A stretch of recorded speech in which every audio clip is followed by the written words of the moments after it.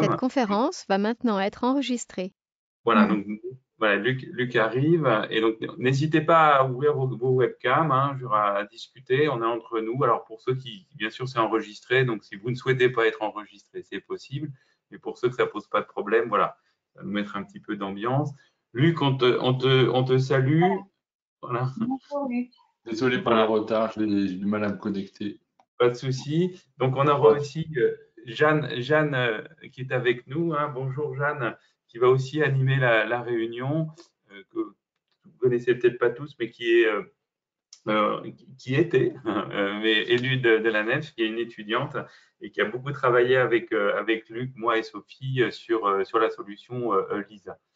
Voilà, donc du coup, l'idée d'échanger aujourd'hui sur cet atelier, c'est vraiment d'avoir un retour utilisateur, d'avoir des critiques qu'on espère constructives, de faire avancer cet outil, parce que je rappelle quand même qu'on est dans un gros changement de paradigme autour de ça, et que du coup, il y a des notions sous-jacentes qui ne sont pas tout à fait faciles à faire passer, et on est vraiment dans un processus de co-construction qui, comme encore une fois, change un petit peu les règles. On peut quand même en introduction, avant que Sophie lance son diaporama et que Luc prenne la parole aussi pour donner son mot d'introduction, on peut peut-être aussi insister sur l'implication quand même massive, encore une fois, des collèges et des enseignants, malgré le contexte et tout ce qui est demandé, autour de cette solution. Je pense que les étudiants, mais Jeanne nous en parlera, sont vraiment contents de cette implication, même s'ils sont en attente que tout soit fait, etc. Elle nous en parlera. Mais c'est vraiment important d'insister que cette expérience est excessivement positive et je trouve encore une fois, elle montre combien les universitaires sont prêts à s'adapter et à faire des choses qui sont vraiment innovantes pour la réussite de leurs étudiants. Voilà, Luc, je propose de donner la parole, Luc, quelques instants parce que la CNCEM est quand même en première ligne sur ce projet. Merci beaucoup à toutes et à tous. Donc, on est très heureux de vous accueillir dans cet atelier. Le livret d'apprentissage LISA, c'est un souhait des étudiants de la NEMF depuis, on va dire, 2015-2016. La volonté d'Isabelle Richard, quand elle était conseillère à l'enseignement supérieur, donc dès 2017-2018, et la mise en place pratique en coordination avec l'UNES, avec la NEMF et donc bien sûr la CNCEM, puisque ce sont les collèges qui sont à la manœuvre pour fournir les fiches de connaissances et les liens avec les éléments de départ, les situations de départ. Un produit qu'on espère pouvoir mettre à disposition des étudiants dans une forme finalisée, complète au 1er septembre. On voit que c'est un gros chantier, que c'est difficile, mais qu'on progresse régulièrement. Je tiens à remercier particulièrement les spécialités qui ont réussi à mettre toutes leurs fiches et je sais que c'est du temps pour charger les fiches. Et puis j'en profite pour remercier Sophie Grangera qui forme les collègues, qui explique. Et je rappelle que le principe, c'est un wiki, c'est-à-dire bien sûr il y a des collèges qui donnent une première version qui est mise en ligne, mais ensuite les autres collèges avec leurs patrouilleurs vont pouvoir le modifier. Et c'est ce côté interactif et transversal qui va être très important. Et juste pour rappeler, pour les collèges qui le souhaitent, il y a la possibilité d'avoir une zone dédiée sur cette plateforme LISA où vous pouvez mettre l'ensemble des fiches que vous souhaitez mettre à disposition des étudiants qui seront très intéressés de voir ce que proposent les collèges en dehors des fiches transversales. Voilà, j'ai fini pour ce mot d'introduction. Je ne veux pas être plus long. Il y a des aspects un peu diplomatiques avec la répartition des fiches, avec des collèges qui se sont sentis un peu lésés, d'autres qui pensaient que certaines fiches leur avaient été attribuées à tort. On a essayé de lisser, on a essayé que tout le monde y trouve son compte et je répondrai à des questions si c'était nécessaire au fil de l'atelier et je vous laisse la parole, Sophie. Ok, donc tout le monde peut intervenir à tout moment, Sophie, hein, donc on ne va pas être surpris, hein, c'est le principe. Donc du coup, c'est peut-être lancer la présentation qui était prévue, Sophie, c'est possible? On ne vous entend pas, Sophie. Voilà. Voilà. Est-ce que tout le monde peut voir mon écran? Est-ce que vous m'entendez bien? Oui. Passer en plein écran, ça serait super, la présentation. Très bien. Full screen qu'on… Donc, aujourd'hui, l'idée, c'était de réunir des membres de collège qui ont collaboré ensemble. Sophie, excusez-moi, on n'a pas la présentation plein écran. Alors, vous n'avez pas la présentation plein écran. Là, Non, mais passez en mode diaporama pour qu'on voit. C'est en bas à droite le petit bouton à côté de Zoom là. diaporama. Petite icône en bas à droite. Ouais. Là. Attendez, je suis perdue là. Voilà. Ouais. Encore à droite, encore un peu, encore un peu. Voilà, celui-là. Là.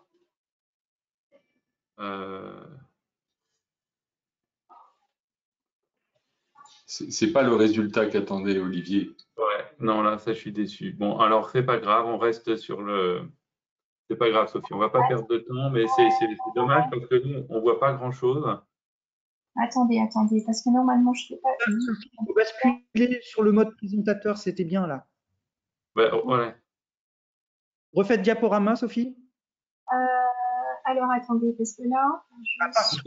Sophie, refais diaporama, il y a un bouton basculer présentateur et ça va nous mettre le plein écran. C'est celui d'à côté encore. Sinon, il faut décocher, utiliser le mode présentateur pour qu'on n'ait pas justement ce mode et qu'on n'ait qu'une seule fois la diapositive affichée.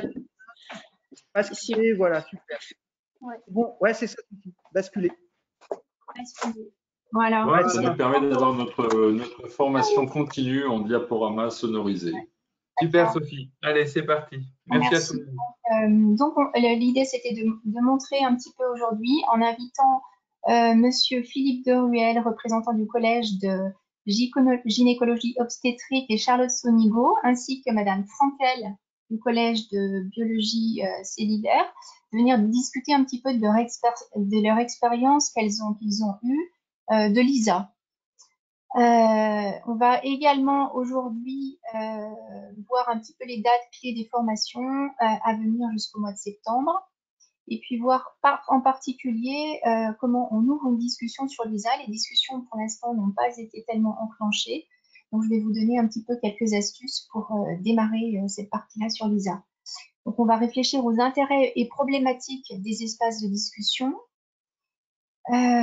partager bien sûr les expériences qu'on pourrait avoir sur les discussions avec les étudiants et les enseignants.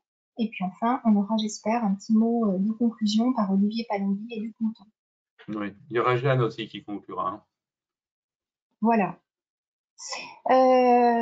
Donc on a eu...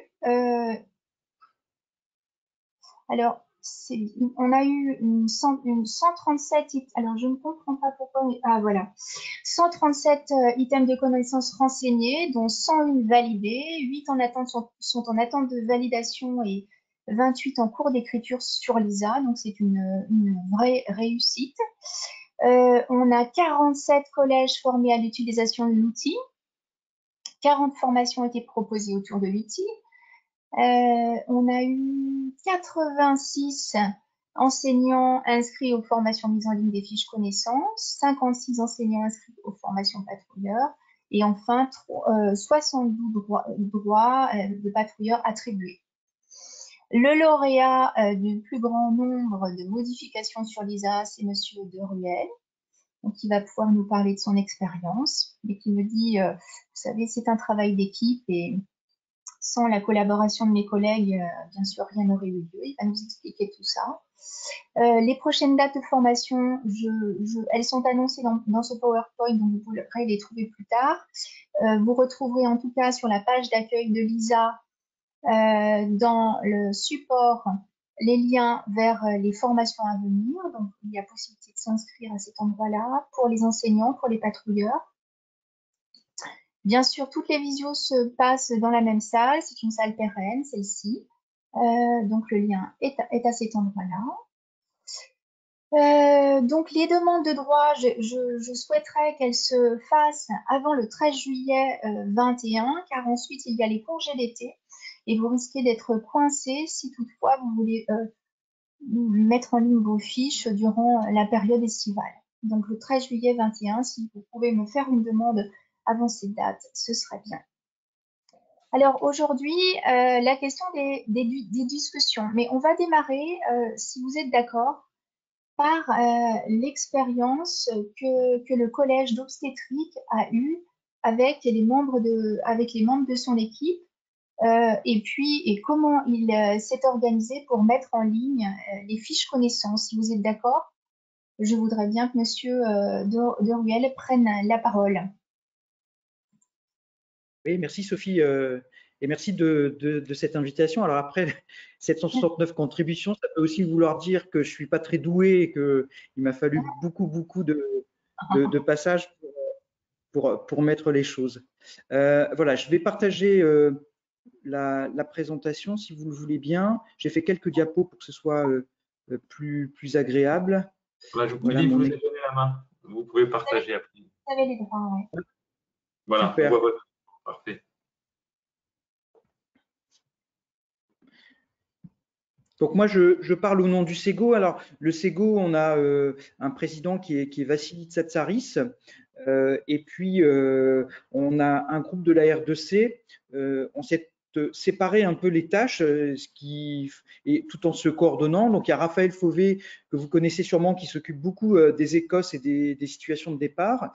Et puis, il arrivera peut-être un petit peu plus tard, mais on a Emmanuel Simon de Dijon, qui lui va plutôt se coller au TCS et également au KFP si au final il y en a. Donc enfin, voilà, je pense que le fait que le SEGO soit assez investi globalement, ça a une bonne connaissance de la réforme, ça permet aussi de cibler des personnes qui ont envie de s'investir, ce qui est un peu le nerf de la guerre. Alors moi, je m'occupe plutôt du référentiel et des fiches LISA. Donc pour le SEGO, on avait 15 fiches à rédiger, 9 fiches en co-rédaction, de beaucoup avec nos collègues de gynécologie médicale. Alors forcément, la gynécologie médicale, pour nous, c'est facile parce que c'est des collègues qu'on connaît bien, on a énormément de liens avec elles. Je dis elles parce que c'est surtout beaucoup de femmes. Il y a aussi Geoffroy Robin. Et puis, on a aussi quelques fiches qui sont en relecture. Donc, quelle méthode on a choisi? J'ai distingué cette présentation en deux parties. D'abord, ce qu'on a décidé de faire pour la rédaction et ce qu'on a décidé de faire pour la saisie. Alors, pour la rédaction des fiches, on a décidé avec Vassili, qui est un coordonnateur, donc c'était moi-même. Et moi, j'ai mis en place tous les documents de la CNCEM dans un Google Drive avec les tableaux des items, les SDD, l'ensemble des documents que Luc nous envoyait, qui sont forcément extrêmement utiles. Également le référentiel qu'on utilisait, ainsi que des fiches qu'on avait construites pour un autre ouvrage, ce qui a facilité beaucoup le travail des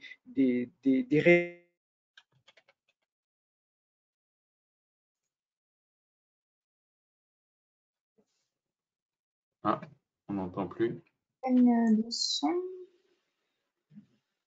Philippe, on ne vous entend plus. Ouais, c'est son Wi-Fi qui a dû.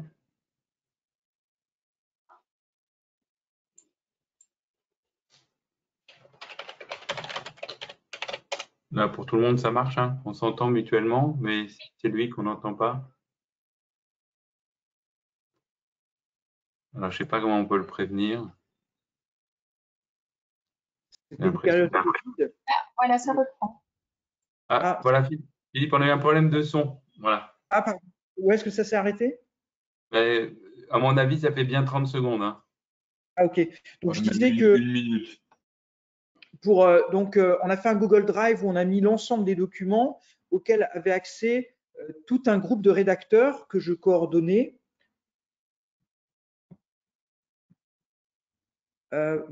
Vous m'entendez? Oui. Oui, allez-y. Tout un groupe de rédacteurs que je coordonnais. Donc, ce sont des jeunes MCU ou des jeunes futurs PU de la discipline qui avaient envie de s'investir, et ce qui permettait aussi d'homogénéiser le processus d'écriture. Et donc, en fait, le Covid a été facilitant de façon paradoxale, puisque je pense qu'il y a 2-3 ans, on aurait voulu se réunir en présentiel et on aurait perdu beaucoup de temps. Là, on a fait 2 réunions en visioconférence qui ont été extrêmement lançantes pour l'ensemble de l'équipe.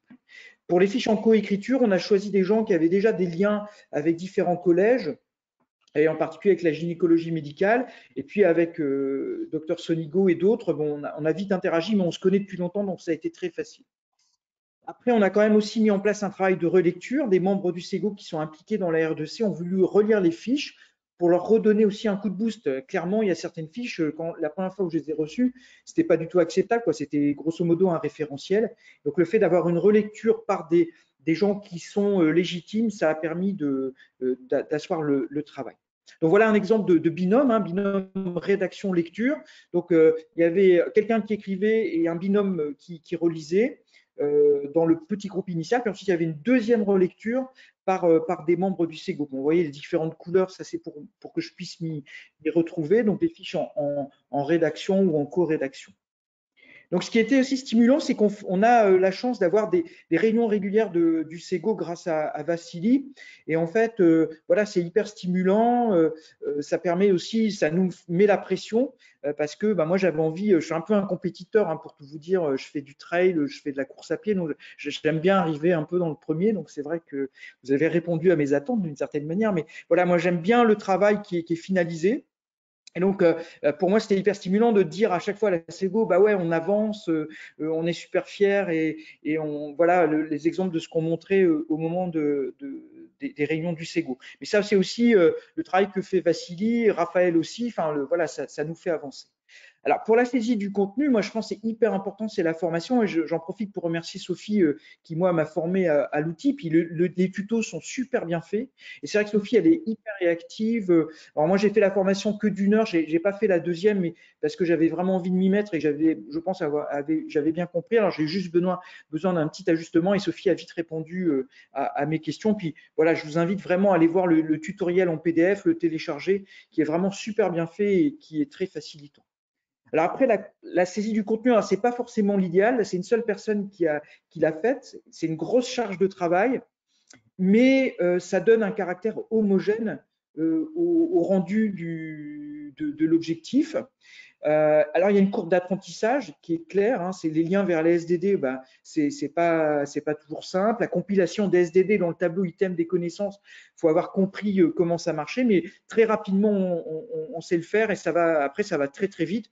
Alors, moi, je me prenais une petite heure chaque jour pour le faire, un peu tôt le matin parce que je suis un lève tôt et puis voilà, ça donne vraiment une homogénéité. Alors, ce qui est intéressant, j'avais sollicité Luc pour ça, c'est que ça donne un nouveau regard global sur l'ensemble des fiches, une relecture complémentaire qui montre qu'on pourrait encore aller plus loin dans l'allègement des connaissances. En relisant les fiches, je me suis dit, non, il y a encore des choses qu'on pourrait compléter dans le groupe de travail. Et c'est une suggestion que je fais à nouveau en disant, je me demande si on ne peut pas encore aller un tout petit peu plus loin en disant, qu'est-ce qu'on peut encore supprimer parce qu'il y a vraiment des choses qui sont restées et qui sont peut-être qui sont trop lourdes. Voilà, je vous remercie. J'espère que je n'ai pas été trop long. Toujours un peu par là. Non, c'était hyper intéressant. Merci beaucoup. Des questions pour Philippe? Du coup, je te réponds tout de suite, Philippe, c'est que moi, je suis convaincu, en effet, que la restriction que l'on a faite est potentiellement améliorable. La difficulté, c'est qu'il faut s'arrêter à un moment. Il y avait une échéance, il a fallu qu'on ferme, entre guillemets, le dossier. Donc, on collige les suggestions, mais on ne peut pas aujourd'hui modifier ce qui a été établi en termes de rang A et rang B. Donc, ce sera pour le coup d'après. Et en tout cas, merci pour ce travail qui montre que quand on s'investit et qu'on y met du cœur, non seulement ça se passe bien, mais en plus, on peut y trouver son compte et beaucoup de plaisir. Donc, merci beaucoup. Ouais, merci. Je comprends, Luc. C'est vrai que c'est une vraie réflexion, mais je comprends complètement l'argument qui est de recommencer le travail peut être compliqué, c'est clair. Merci Philippe pour cette énergie aussi. Du coup, on va avancer parce que… Oui, on va peut-être enchaîner avec un petit échange pour Madame Sonigo, savoir également quel est son point de vue par rapport à ce travail qu'elle a fourni. Bonjour à tous. Du coup, moi, je suis la référente et la patrouilleuse pour les fiches LISA pour le collège de gynécologie médicale. Donc, effectivement, nous, on avait 9 fiches en écriture et 5 en relecture, donc beaucoup avec le collège de gynécologie obstétrique. Donc, on a très bien réussi à communiquer et du coup, en fonction des rédacteurs et des fiches, finalement, soit on échangeait sur les fiches en version Word pour les relire, pour qu'ensuite on mette les fiches finalisées une fois qu'elles ont été relues en Word. Et pour certaines fiches, ça m'est arrivé plus avec d'autres collèges, de les mettre directement sur Lisa et qu'en tant que patrouilleuse, on aille les relire. Donc ça dépendait un peu de ce que demandaient les uns et les autres, comment on s'entendait pour ça, mais à chaque fois, c'était fait assez facilement. Et puis, au départ, nous, on avait pris le parti que chaque personne rentrait sa fiche. Mais au fait, très vite, je me suis aperçue que ça soit beaucoup plus rapide et homogène, comme l'a dit Philippe de Ruel, que ça soit une seule personne qui les rentre. Donc finalement, c'est moi qui ai rentré toutes les fiches. Et effectivement, je trouve qu'on prend la main assez facilement. Et effectivement, avec les formations, etc., au fur et à mesure, il y a une vraie courbe d'apprentissage.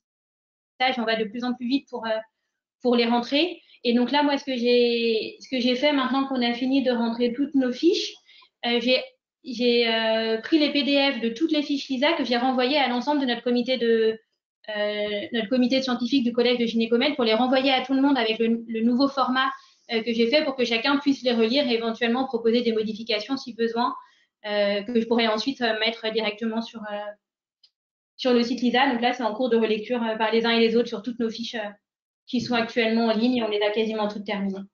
Ouais. Merci Charlotte, c'est très intéressant aussi cette position du patrouilleur là, qui coordonne finalement un petit peu aussi à son niveau et ça vient vraiment compléter le travail de Philippe aussi. On voit bien comment vous avez travaillé, en sachant que ce que je trouve intéressant, c'est qu'on va avancer là dans les présentations et il y a quand même des éléments à l'intérieur de la solution qui sont aussi très faciles à utiliser pour mettre ces mises à jour et ces relectures. C'est pour ça qu'on voulait parler des discussions. Voilà, Sophie, on vous laisse. Oui, alors, oui, je repartage du coup mon écran. Et on reprend.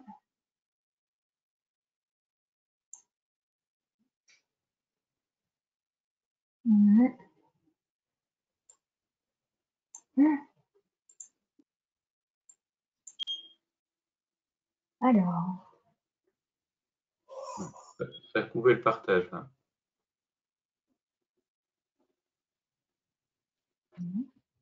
Voilà. Alors, est-ce qu'il y a des... Oh. Alors, le plus simple, c'est de cliquer sur F5 sur le clavier. F5. Ça marche? Non. Ah, bon. Toujours un petit problème. C'est pas grave, on continue, Sophie, parce que le temps passe et on va passer à côté des choses importantes. Allez. Voilà, c'est ce bouton-là. Non, c'était celui d'à côté. Voilà, celui-là.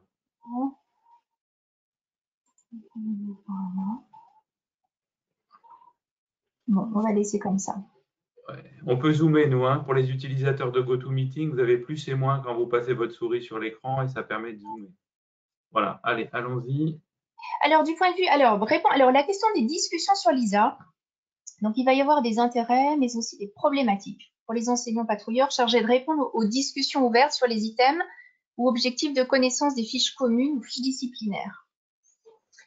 Donc, bien sûr, quels sont les intérêts des discussions? La possibilité de communiquer entre les membres du collège, avoir un retour des étudiants sur ces contributions, faire des retours aux étudiants qui peuvent compléter les fiches connaissances. Les problématiques, eh bien, vont être quelle pourrait être la formule réalisable à long terme pour les enseignants patrouilleurs, comment gérer le volume de questions plus ou moins pertinentes, comment répondre à des discussions qui pourront être récurrentes d'une année à l'autre, envisage-t-on une immédiateté de réponse ou au contraire, faut-il établir un rythme de réponse une fois par mois, tous les 2 mois, ça sera sans doute à déterminer. Allons-nous informer les étudiants de ces dates? Peut-on imaginer des réponses sous forme de vidéocapsules qui seraient consultables d'une année à l'autre? Ça c'est une proposition qui a été faite d'un enseignant, M. Duboc, du collège de gastroentérologie. C'est un dispositif qu'ils ont mis en place et ils ont l'air de dire que ça peut être une bonne idée. Donc c'est à réfléchir pour Lisa. Donc, du point de vue des étudiants, bien sûr, comment vont-ils gérer l'attente de réponse et la frustration de ne pas obtenir de réponse? Jusqu'où une réponse dans une discussion fait-elle foi pour la révision de l'examen? C'est une question aussi qui se pose. Comment ouvrir donc une discussion sur Lisa? On va essayer de voir ça ensemble aujourd'hui. Donc, un enseignant comme un étudiant sur LISA peut ouvrir une discussion sur une fiche commune, un objectif de connaissance en particulier ou encore une fiche de spécialité. Donc, on va prendre l'exemple du collège de gynécologie obstétrique. Nous avons un représentant, M. de Ruel, qui souhaiterait rentrer, alors c'est une fiction, qui souhaiterait rentrer en contact avec le collège de gynécologie médicale, donc Mme Sonigo, avec qui il est en coécriture sur la fiche endométriose. Donc, la première possibilité, bien sûr, c'est de se passer un coup de fil si on a voilà, pour se mettre d'accord et organiser l'écriture en interne, se passer des fichiers Word, etc. Mais certains souhaitent connaître le nom du référent de la spécialité avec qui ils doivent travailler ou le nom du patrouilleur. Donc, ce qu'il y a de possible sur LISA, bien sûr, c'est de se connecter avec l'adresse ides.unes.fr/lisa/accueil, ce qui vous permet d'entrer sur la page d'accueil de LISA. Donc, sur la page d'accueil de LISA, vous allez avoir trois endroits principaux pour accéder aux items de connaissances. Donc, dans votre barre d'accueil, items de connaissances, sous l'icône, items de connaissances qui vous envoie au même lieu, c'est-à-dire celui-ci. Vous retrouvez la liste des items rangés par numéro avec les intitulés. Vous retrouvez les collèges en écriture et les collèges en relecture. Sur LISA, je vous rappelle qu'on revient en arrière avec la petite flèche qui est dans l'angle gauche de votre page, en haut. Donc, si vous souhaitez accéder à la liste des collèges, vous cliquez en dessous de l'icône dans cette partie ici. Si je décide du coup de consulter si tout est bien en place pour mon collège, je clique sur la discipline. Je prends connaissance à cet endroit-là du nom du référent de la spécialité. Donc là, entre autres, M. de Ruel pour le collège d'obstétrique. Le nom du patrouilleur, il est également patrouilleur. Et bien sûr, les membres du comité éditorial du collège. Ici, vous retrouvez les items de connaissances. En dessous de cette page, vous retrouvez une partie avec l'ensemble des items de connaissances qui sont attribués au collège. Vous retrouvez à nouveau qui sont en écriture, en coécriture, les collèges en relecture également. Donc, si je souhaite ici que le collège de gynécologie médicale, qui est en coécriture avec moi sur la fiche endométriose, si je souhaite savoir quel est le nom du patrouilleur, eh bien, je procède de la même manière. Je reviens sur liste des fiches LISA communes par collège. Je sélectionne gynécologie médicale et là, je vois bien que c'est Charlotte Sonigo qui est référente, mais aussi patrouilleuse de la discipline. Je vais donc alors, juste une petite remarque sur ça. Donc, sur LISA, on a un moyen de contacter très facilement l'utilisateur. Oui. Non, je disais juste que tous les noms sont cliquables, certains ont dû remarquer, et chaque utilisateur a sa page. Donc, si vous cliquez sur votre nom, vous avez la possibilité de compléter votre page, éventuellement de mettre des choses si vous le souhaitez.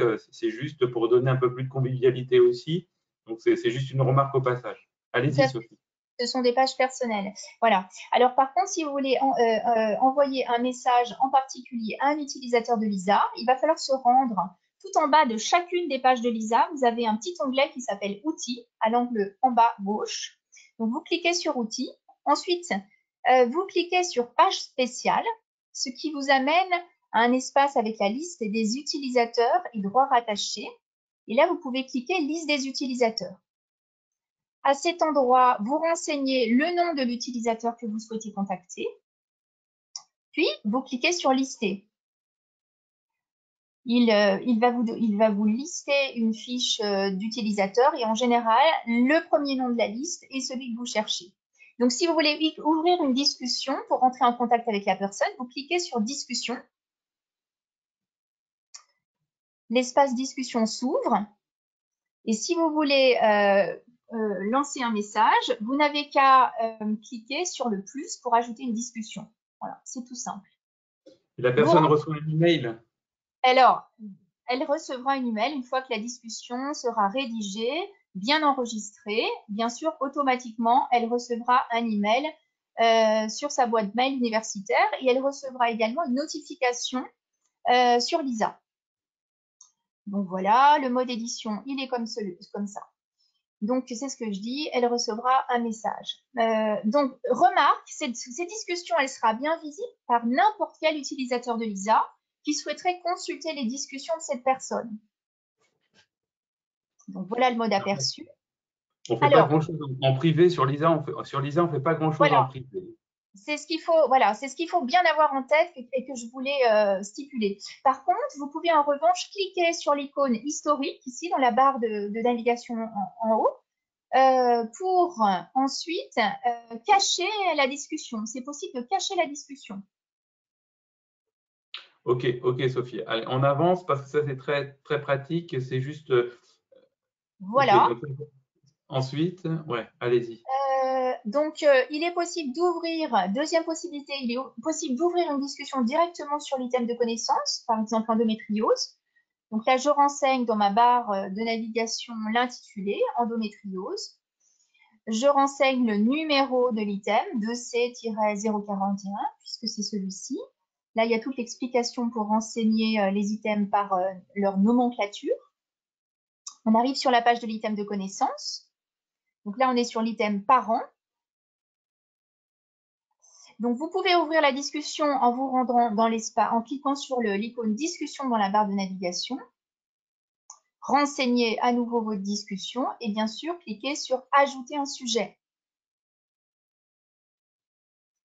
Vous pouvez aussitôt visualiser l'aperçu et Madame Sonigo, là en l'occurrence à qui j'ai envoyé un message test, recevra immédiatement le message dans sa liste si cette page fait partie de sa liste de suivi.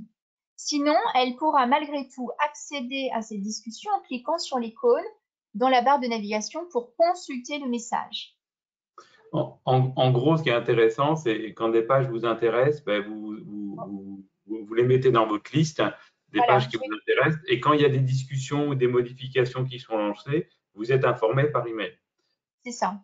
Donc, elle pourra répondre à votre discussion en renseignant le champ « Répondre à ».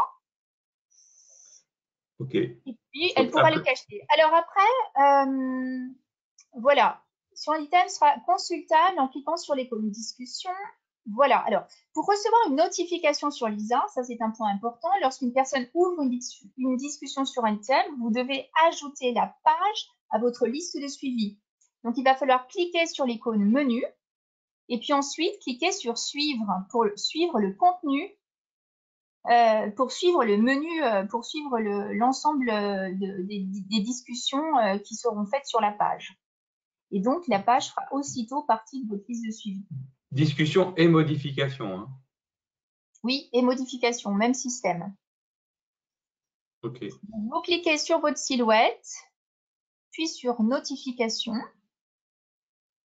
Ensuite, vous cliquez aussi sur préférences, tout en bas de notification. Vous vous assurez de bien recevoir les notifications comme vous le souhaitez. Vous cochez les cases qui vous intéressent et vous faites enregistrer les préférences. Donc, il faut bien comprendre qu'en fait, une discussion, elle peut être ouverte sur un objectif de connaissance. C'est-à-dire que là, juste avant, nous étions sur l'item parent, mais les discussions, vous pouvez également les trouver sur un seul objectif de connaissance. Donc là, typiquement, sur ce deuxième objectif de connaissance, nous avons fait l'essai d'envoyer une discussion. Donc, il va falloir faire le même procédé pour chacun des objectifs de connaissance, faire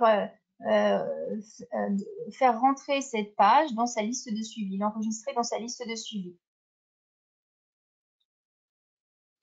Ok. Donc, du coup, ce qui est intéressant, c'est que sur un même objectif de connaissance ou sur un item, on peut avoir différentes discussions sur différents points et on peut interagir autour de ça. Donc, c'est quand même ces discussions ensuite, il y a plein de questions qui se posent sur comment on s'en sert, comment on régule tout ça. Je pense que ça peut être un sujet de discussion qu'on peut avoir entre nous. Voilà, donc, mais quand même, ces discussions, elles doivent permettre entre spécialités de se poser des questions. Peut-être à un moment donné, tous les membres d'une discussion peuvent déclencher une visio et se dire, bon, on va discuter et arbitrer. Voilà. Donc, c'est des questions qui restent ouvertes sur la co-construction en pratique. Donc, peut-être que vous avez des commentaires sur ça. Est-ce que vous pensez que l'outil discussion va être pertinent? c'est trop compliqué? Voilà, quelle est votre première impression ou...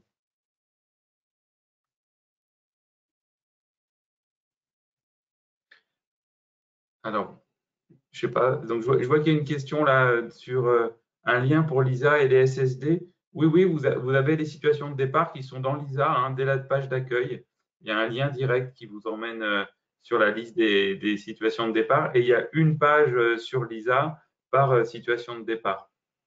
Voilà, et donc, ça permet effectivement de faire des liens dans le texte. OK. Est-ce que sur les discussions, vous avez des commentaires à faire, des remarques?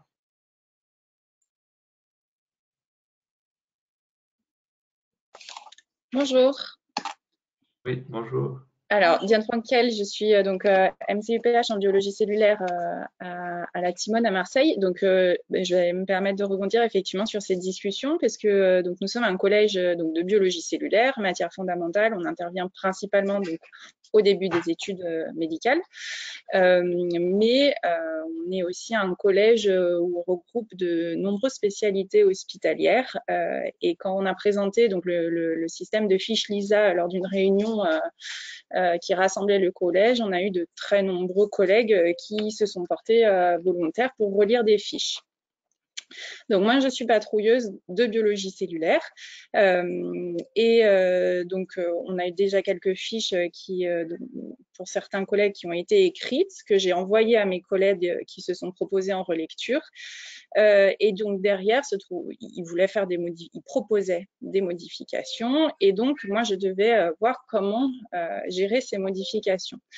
Donc, j'ai été beaucoup en contact avec Sophie Grangera à ce sujet et je ne sais plus si c'est vous, Monsieur Palombi ou Monsieur Mouton qui a proposé ce système de discussion, effectivement, pour discuter directement avec les rédacteurs. Alors, effectivement, c'est une très bonne idée, mais moi, je ne me voyais pas ouvrir des discussions, sachant que derrière, elles étaient accessibles aux étudiants, parce que pour moi, c'était des discussions à avoir en amont pour la préparation des fiches et qui n'avaient pas forcément un intérêt pour que les étudiants puissent voir ces discussions. En fait, c'était plus voilà, un accord entre enseignants pour voir s'il était pertinent de rajouter certaines choses dans ces fiches ou pas. Donc, pour vous, il ne faut pas que les étudiants aient accès à ces discussions entre profs. En tout cas, tant que la fiche, pour moi, n'est pas finalisée, effectivement, je trouve que c'est mieux que ces discussions aient lieu entre enseignants et qu'elles ne soient pas accessibles aux étudiants. Et une fois qu'on est d'accord, et bien dans ce cas-là, la fiche est libérée et les discussions avec les étudiants peuvent avoir lieu. Mais je pense qu'entre enseignants, c'est mieux de se mettre d'accord avant et que ce ne soit pas accessible aux étudiants, effectivement. En sachant que c'est... Vas-y, Luc, je t'en prie. Ouais. En fait, c'était juste pour revenir sur le concept.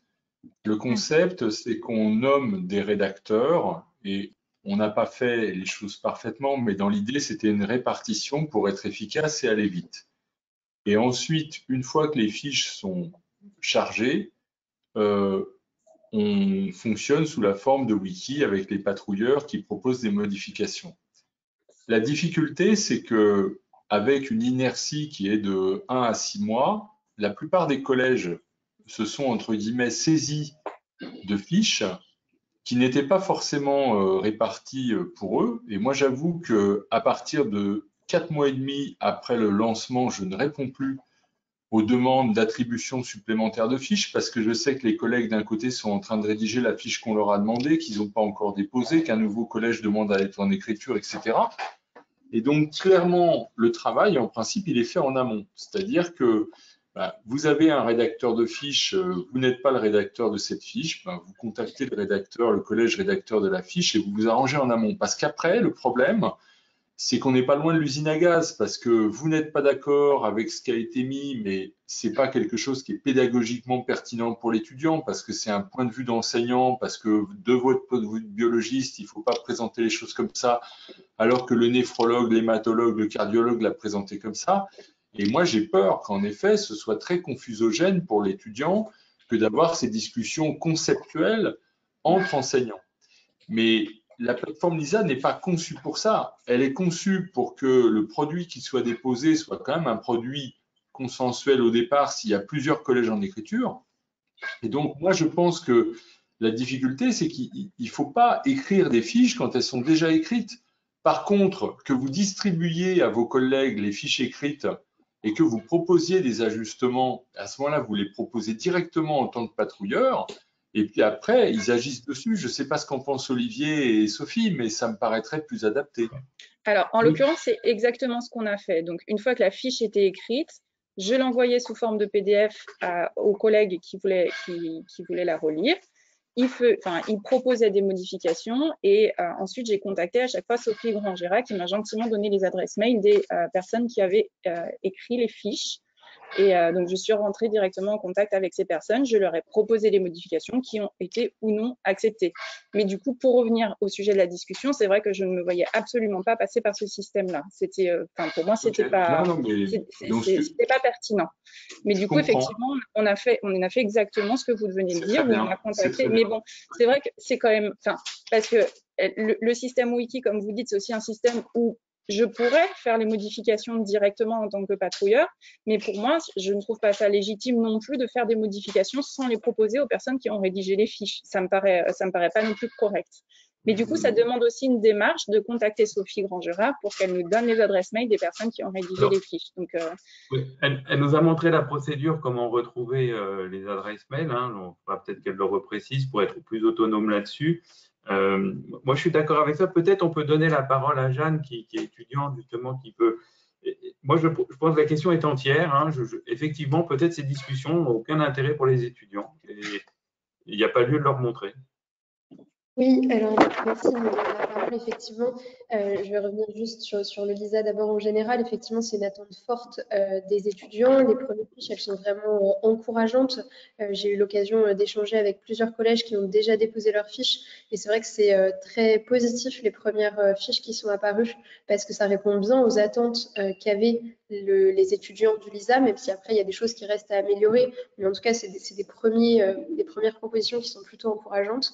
Les vrais avantages, bien sûr, et pourquoi les étudiants l'attendent à ce point, c'est la gratuité des fiches communes qui doivent absolument être consensuelles. Et du coup, ça rejoint effectivement ce que vous disiez, la nécessité d'avoir les discussions de préconception des fiches en interne et de modification des fiches en interne, de façon à ce qu'effectivement ça ne rajoute pas de la confusion pour les étudiants. Je vais revenir après sur la façon dont on voit les discussions, dont les représentants étudiants m'ont fait part de la façon dont ils voient les discussions. Et puis, pour les collèges qui, des fois, on entend un petit peu l'idée de dire, mais finalement, de mon temps, c'était pas les enseignants qui nous faisaient les fiches. Alors oui, mais je pense que les fiches LISA, il ne faut pas seulement les voir comme on mâche le travail aux étudiants et on leur donne un outil de révision clé en main. Je pense que c'est vraiment un outil de mise en lien des connaissances et des compétences.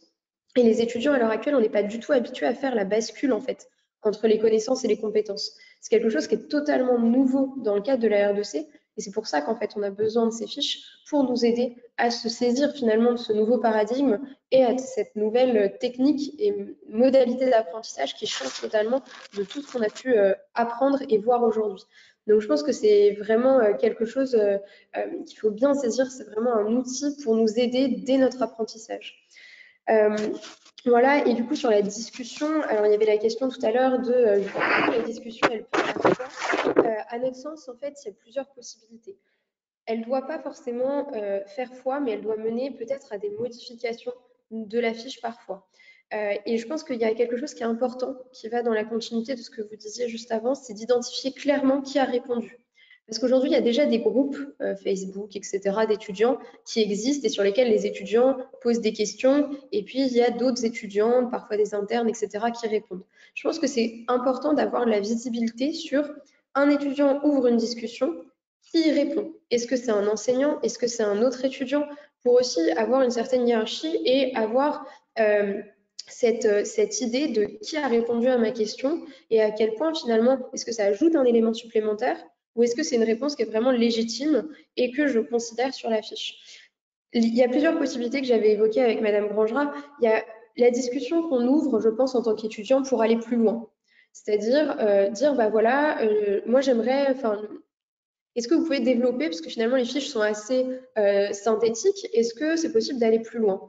Et donc ça, finalement, je pense que la réponse, elle peut se faire dans le fil de discussion, mais si elle est hors programme, je pense qu'il faut savoir le signaler. Il faut que l'enseignant le signale et dise, bah voilà, je te réponds, mais c'est hors programme. C'est simplement pour aller plus loin. Parce que l'idée, c'est pas de rajouter des connaissances de surspécialité, y compris dans les discussions. Ensuite, il y a aussi la possibilité parfois que ça amène une précision. On se pose une question qui est dans le cadre du programme parce que la fiche peut-être manque un petit peu de clarté ou nécessite un point de précision. Et peut-être que là, il faut se poser la question justement de se dire, est-ce qu'il ne faut pas simplement rajouter la précision dans la fiche? Et comme ça, le sujet est clos, la discussion est close et ça évitera aussi que vous, en tant qu'enseignant, vous soyez spammé de discussions qui s'ouvrent à tout bout de champ sur une des thématiques similaires. Donc effectivement, le voir peut-être comme un moyen d'améliorer les fiches. Et puis des fois, bien sûr, parfois peut-être de rectifier une erreur, ça peut aussi exister. Et dans ce cas-là, pourquoi pas voilà, modifier la fiche, c'est quelque chose qui peut arriver.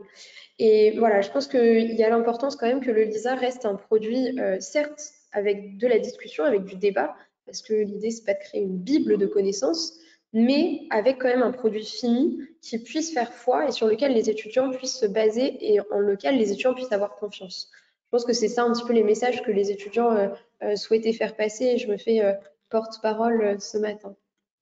Jeanne, merci. Donc, juste pour information sur l'organisation des ateliers, moi, on peut continuer. Hein. Moi, personnellement, je peux continuer encore un petit peu. Mais sachez pour d'autres, si vous êtes intéressés par les formations hybrides ou l'analyse des risques, que les ateliers vont commencer dans 3 minutes. Hein.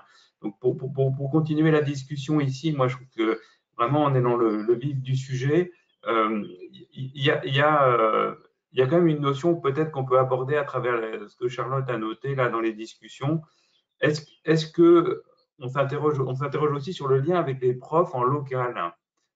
Moi, je trouve que c'est quelque chose qui est très important. Je pense qu'en tant qu'enseignant, nous, on a eu des retours, Luc en a eu aussi, où les étudiants disent, mais attendez, c'est pas dans la fiche LISA, vous êtes hors programme, etc. Ce qui n'est pas toujours bien vécu par les profs. Le lien avec les profs locaux, je pense qu'ils peuvent dire aux étudiants, ben voilà, il y a les fiches LISA qui sont là.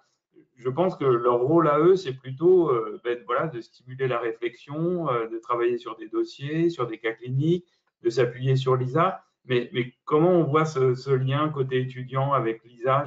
Est-ce que l'ISA va être envoyée au visage des profs qui vont être un petit peu hors des clous ou pas, Jeanne? Alors, je pense que c'est un petit peu violent comme réaction. Je pense que ce ne sera pas aussi extrême. Je pense que le rôle des enseignants au local, il doit être effectivement de faire connaître le LISA et d'être capable d'expliquer aux étudiants aussi comment l'utiliser. Le LISA, c'est un outil qui est extrêmement puissant et on le voit bien en suivant un lien, on arrive sur d'autres liens et puis sur encore d'autres liens, on peut facilement s'y perdre en tant qu'étudiant. Donc, il y a aussi peut-être une notion de complémentarité en fait avec les enseignements locaux qui vont permettre d'avoir quelque chose, voilà, souvent ça va être des cas cliniques, il y a de plus en plus de facultés qui passent en pédagogie inversée, et puis le LISA qui va permettre voilà, de faire les liens, de transversaliser les connaissances et les compétences. Je pense qu'il faut le voir comme un outil supplémentaire en fait. Aujourd'hui, on a déjà une multitude d'outils et les étudiants choisissent ce qui leur convient. Alors peut-être que ça ne conviendra pas à tous, le LISA. Il faut bien aussi en avoir conscience et ne pas se dire que c'est la panacée pour 100% des étudiants. Il y a peut-être des étudiants qui n'adhéreront pas au principe, n'aimeront pas travailler dessus, etc. Et je pense qu'il faut vraiment laisser la possibilité aux étudiants. De toute façon, la base reste quand même le programme officiel et les recommandations de la HAS et de la NSM. C'est bien ce sur quoi le conseil scientifique se base pour faire les épreuves. Et je pense que c'est le message qui doit être passé aux étudiants. Il y a encore trop d'étudiants qui ne savent pas qu'il y a un programme officiel, qui ne savent pas exactement ce sur quoi le conseil scientifique se base et qui pensent par exemple que les référentiels édités en papier sont la référence, la Bible, alors qu'en fait on sait bien qu'il n'y a pas de Bible, qu'il faut avoir un esprit critique, bien rester dans le cadre du programme, ne pas aller chercher les connaissances de surspécialité, etc., d'autant plus dans le cadre de la R2C. Et je pense que c'est ça en fait le rôle des enseignants, c'est d'expliquer aux étudiants le cadre, d'expliquer aux étudiants comment est-ce qu'on peut se saisir du LISA, et puis ensuite bien le présenter comme un outil supplémentaire, une aide à la transversalisation des connaissances et des compétences. Est-ce qu'il y a des enseignants qui veulent intervenir sur ça, sur les fiches LISA en local, etc. Moi, je voulais peut-être juste mentionner que j'ai eu des retours à plusieurs niveaux, comme quoi, puisque notre collège a rédigé la fiche LISA, c'est nous qui devons faire le cours. Alors, bien entendu, vous avez compris que les fiches LISA ne font pas la loi et que c'est pas parce que un collège ne rédige pas la fiche alors qu'elle est dans son périmètre de compétences qu'il ne peut pas faire le cours dans sa fac. Donc, l'ISA, c'est une situation où il y avait une urgence à avancer et où on a proposé un système pragmatique de répartition des fiches. Pour autant, c'est pas parce que le MPR n'a pas rédigé la fiche qu'a rédigé le rhumatologue que c'est forcément le MPR qui fera le cours. C'est pas parce que c'est le pneumologue qui a rédigé alors que le cardiologue aurait pu le faire. Je ne sais pas si je dis n'importe quoi en embolie pulmonaire, que c'est pas le pneumologue qui fera le cours. Et donc, il faut arrêter de penser qu'il y a des propriétés de collège. Et quand on sera à 2 ans de la mise en place du LISA, ça aura été patrouillé dans tous les sens et les fiches n'auront plus grand-chose à voir avec les fiches de départ. Et peut-être pour compléter, si je peux me permettre, il y a aussi effectivement les étudiants apprécient beaucoup, et moi pour l'avoir vécu, c'est vraiment un témoignage personnel et qui a l'air d'être partagé par beaucoup d'étudiants, justement des enseignements qui sont effectués par plusieurs enseignants. C'est-à-dire que si on se rassemble autour d'un cas clinique, c'est pas complètement aberrant finalement qu'il puisse y avoir, par exemple, je sais pas, effectivement un cardiologue, un pneumologue, un infectiologue, un rhumatologue, sur un même cas clinique, faire des enseignements en binôme, si c'est possible, c'est des choses qui sont appréciées des étudiants. Les étudiants peuvent comprendre, je pense, le fait qu'il n'y ait pas forcément une Bible, qu'il puisse y avoir deux façons de voir les choses, d'appréhender les choses, si ça leur est expliqué clairement, et qu'à la fin, ils arrivent quand même à en ressortir quelque chose de consensuel. Je pense que c'est bien aussi, en fait, qu'on soit sensibilisés, nous, en tant qu'étudiants, à ces potentielles divergences qui existent, auxquelles on va forcément être confrontés, mais en expliquant bien à la fin quand même qu'il y ait une démarche derrière qui soit consensuelle. Et je pense que c'est pas totalement incompatible, en tout cas, pour la maigre expérience que j'en ai eue, ça ne l'était pas et c'était vraiment très enrichissant. Moi, j'aurais une question un petit peu à tout le monde là sur le cas particulier où certaines fiches ont été attribuées à des collèges et les collèges ne souhaitent pas les compléter, ne souhaitent pas les remplir. Alors, à ma connaissance, Luc, moi, je peux citer l'ophtalmo, mais c'est peut-être pas les seuls. Du coup, qu'est-ce qu'on va faire? Non, les ophtalmos, ils sont mis là. Ah, d'accord. Ce qui est plus problématique, c'est ceux qui disent qu'ils font et qu'ils font pas. Mais là, je pense qu'il faut beaucoup de prudence parce que, par exemple, on a les MIR, MAR et urgentistes qui travaillent ensemble et qui tout d'un coup vont mettre 22 fiches alors qu'ils ont un groupe de travail qui est en cours depuis plusieurs mois. Si on les contacte pas, on ne sait pas s'ils avancent ou pas. Vous voyez ce que je veux dire? Et comme on a donné la consigne de déposer la fiche quand elle est finie, pour l'instant, ils n'ont pas déposé, mais ça ne veut pas dire qu'ils ne vont pas déposer dans les délais. Donc, ce que je pense, c'est qu'il faut peut-être qu'on envoie un coup de sonde au collège, peut-être via déjà Sophie sur les spécialités qui n'ont pris aucun contact avec la plateforme. Ça, c'est un petit 1. Et 2, via les présidents de collège pour s'assurer qu'il n'y a pas des collèges qui sont au point 0 au 14 juillet et dont on peut penser qu'il faille se répartir en urgence les fiches parce qu'ils ne les feront pas. Alors, on a Julien et Damien là, qui sont là, qui peuvent peut-être nous donner. Je pense en effet, Luc, tu as raison de dire qu'il y a beaucoup de collèges qui bossent et ça ne se voit pas pour l'instant. Et que du coup, on ne peut pas arriver avec nos gros sabots en disant vous foutez rien. Ah non. C'est tout le contraire. Donc, bien sûr, on sera très prudent là-dessus. Je ne sais pas si Julien, tu veux prendre la parole. Donc, Damien, moi, je suis un représentant MIR. Alors, je ne suis pas en charge des fiches LISA, puisque c'est sur le versant MIR, Julien Poissy et Nicolas Leroll, mais qui travaillons en trinôme avec le CNEAR et, alors, je ne voudrais pas me tromper de nom, le CNUMU, pour la médecine d'urgence, le nom du collège. Et effectivement, en fait, la stratégie qu'on a, mais c'est pour aborder des items qui nous touchent tous les trois collèges, je parle, et pas que, mais de premier plan, c'est qu'en fait, il y a une répartition des 22 fiches à un des 3 collèges, et ensuite une relecture croisée des 2 autres collèges. Donc, c'est sûr que c'est un travail qui est fait en amont de dépôt de la fiche et qui est peut-être un tout petit peu plus long, mais parce qu'effectivement, il y a une validation des 3 collèges, plus des collèges qui sont en relecture, puisqu'on a tous les 3 une spécialité assez transversale qui implique donc d'autres spécialités médicales. Donc les choses avancent et seront prêtes, mais voilà, c'est un abord qui est un tout petit peu différent, mais qui est lié aussi à la spécificité des items qu'on aborde et de l'organisation de nos collèges. Donc je comprends que ce soit inquiétant peut-être vu de l'extérieur, parce qu'on a l'impression que ça ne bosse pas, alors que les choses, enfin Julien, je parle sous ton contrôle, hein, mais les choses avancent de manière, à mon avis, raisonnable et adaptée par rapport au projet, même si c'est plus long peut-être que si on avait un item, entre guillemets, très très spécialisé d'une seule spécialité. Ok, donc du coup, une de mes remarques pour rebondir sur ce que disait Luc à l'instant, c'est que je pense qu'on va faire du traitement au cas par cas. Si à un moment donné, il n'y aura pas les fiches, on sera très prudent sur cette dimension-là. Il y avait une question de Claire. Je propose qu'on arrête à écart, qu'on se donne encore quelques minutes. De Claire qui pose une question un petit peu de fond en se disant, mais finalement, peut-être que tout sera dans les fiches LISA et que du coup, on n'a plus besoin des corpus et des cours enregistrés qui peuvent être enregistrés en ligne, en e-learning, voire les cours en amphi, si je comprends bien sa question. Moi, à moins qu'elle prenne la parole, mais le message que je veux faire passer, c'est qu'il faut faire très attention que les fiches LISA sont des fiches de synthèse et elles ne peuvent pas se substituer à l'enseignement qu'on fait, et qu'il est vraiment fondamental de continuer à faire des cours, alors avec des méthodes inversées comme vous voulez, et que les profs voilà, travaillent là-dessus. Bien sûr qu'il faut qu'ils soient en lien avec LISA, c'est logique.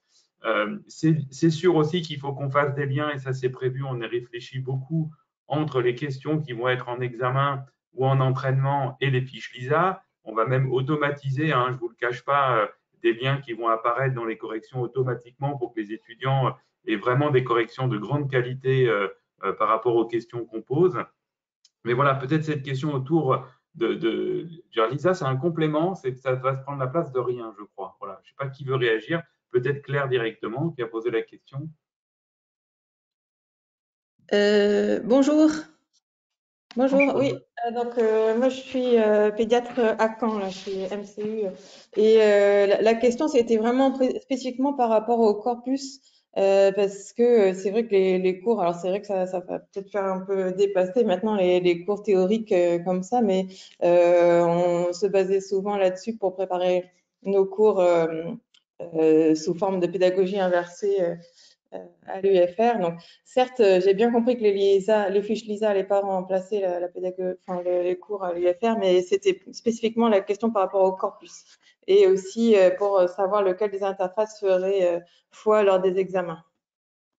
Que si on imagine qu'il y a un point de détail qui est abordé différemment entre les fiches LISA et le corpus, lequel fera foi. Alors, peut-être pour répondre à la question, qu'est-ce qui fait foi? Ce qui fait foi, c'est ce que dit le prof, quoi. Je veux dire, après, s'il envoie sur le corpus, sur l'examen local, c'est les enseignants qui sont responsables, qui fait foi, c'est ce qu'ils ont dit, ce qu'ils ont enseigné, sur quoi ils ont envoyé les étudiants. Au niveau national, ce qui fait foi, il n'y a que le programme, hein. Même les fiches LISA, elles sont même en dessous du programme. Après, probablement, ça sera un bon support, mais franchement, la seule chose qui existe officiellement, c'est le programme qui est au journal officiel et qui reste encore très, très large. Donc, voilà, je pense que c'est dangereux d'avoir un truc en disant c'est ça qui fait foi, point barre. Alors, peut-être, Damien, tu veux intervenir parce que c'est un sujet que tu aimes bien aussi. Oui, en fait, que j'aime bien. En fait, je ne sais pas pourquoi on cherche ce document-là. On fait des études supérieures de médecine, qui est un truc qui est super large, sur lequel il faut enseigner aux étudiants à aller chercher de l'information partout. Je suis désolé, en tant que vice-président du conseil scientifique en médecine, moi, il n'y a rien d'autre qui s'impose à moi que le programme qui est au journal officiel, point. Je veux dire, ce n'est pas le collège, ce n'est pas les fiches LISA.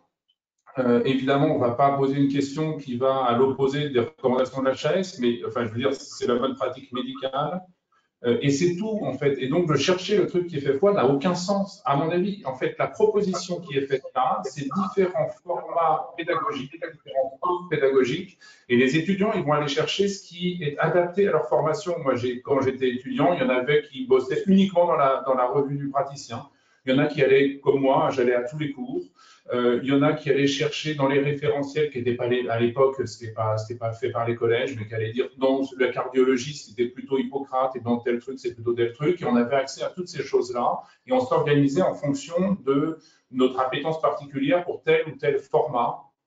Et c'est tout, point barre. L'offre, elle est là. Et donc, Lisa a un énorme avantage de faire parler les collèges entre eux. Et je pense que c'est pédagogique pour les enseignants aussi parce que, par exemple, la prise en charge du cancer de la prostate entre les oncologues médicaux et les urologues, eh bien, va s'homogénéiser parce qu'ils vont bien devoir être d'accord. Et moi, je pense que c'est intéressant pour nous parce qu'au conseil scientifique, quand on commence à aborder ce type de problématique, eh bien, on est embêté. Regardez les 3 collèges de rhumato, de médecine interne et de médecine vasculaire sur les acrosyndromes, où vous regardez chacun a un tableau de bilan en première intention et les 3 bilans sont tous différents les uns des autres parce que ce n'est pas le même prisme. Et ça permet de confronter un peu ça, mais c'est ça l'avantage. Mais sinon, la médecine, c'est complexe, la médecine, c'est flou, c'est gris. Et donc, c'est important de s'en rappeler et d'avoir différents supports et ensuite d'aller discuter avec les enseignants et en fonction de la spécificité de l'enseignant, d'une école, on n'abordera pas les choses de la même façon. Damien, je pense que la remarque de Claire, c'était plutôt, mais comment on s'assure que c'est bien cohérent? Et je pense qu'il y a une vraie question, tu vois. Après, les étudiants, ils peuvent effectivement trouver des choses différentes, tu l'as dit, mais je pense qu'on parlait plus, tu vois, de vraies incohérences, de choses comme ça. Je me trompe, Claire, ou pas? Oui, non, c'est bien ça, effectivement. Après, j'ai bien compris que le programme officiel fait foi et c'est vraiment bien d'avoir des sources de données complémentaires et tout ça. Ça, je suis tout à fait d'accord avec ça.